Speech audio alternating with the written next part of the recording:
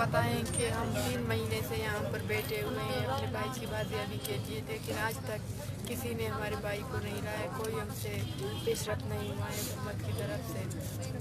کچھ لوگوں کو تو چھوڑ رہے ہیں، ہمیں بہت خوشی ہو رہی ہے، ہمیں یہ امید ہے کہ ہمارے بھائی کو بھی چھوڑا جائے گا۔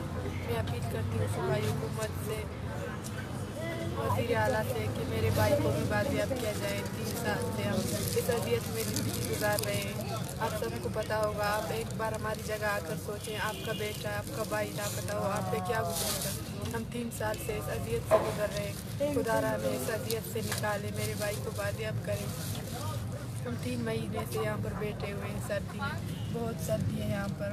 میرا چھوٹا بیٹا ہے 1 سال کا، اسے بخار ہے بہت، سردی کی وجہ سے یہاں پر بہت سردی ہے، آپ سب کو پتہ ہے سردی بہت زیادہ ہے۔ ہم 3 مہینے سے یہاں پر بیٹھے ہوئے ہیں، لیکن آج تک میرے بھائی کے بارے میں کسی نے مجھے کچھ نہیں بتایا کہ وہ کہاں ہے، وہ کس حال میں ہے، وہ صحیح سلامت ہے یا نہیں۔ میں اپیل کرتی ہوں صوبائی حکومت سے، پلیز میرے بھائی کو بازیاب کرائیں۔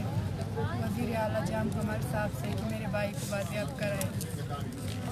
آرمی چیف راجوہ صاحب سے پلیز میرے بھائی کو بازیاب کرائے۔ میرے بھائی کا گناہ صرف یہ تھا کہ وہ ایک اسٹوڈنٹ تھا، اسٹوڈنٹ ہونا ایک گناہ ہے، ہم اس کو پڑھنے بھی نہیں دیں گے، ہمارے پاس بھیج دیں، ہم اپنے بھائیوں کو بھی نہیں پڑھائیں گے۔ پلیز میرے بھائی کو بازیاب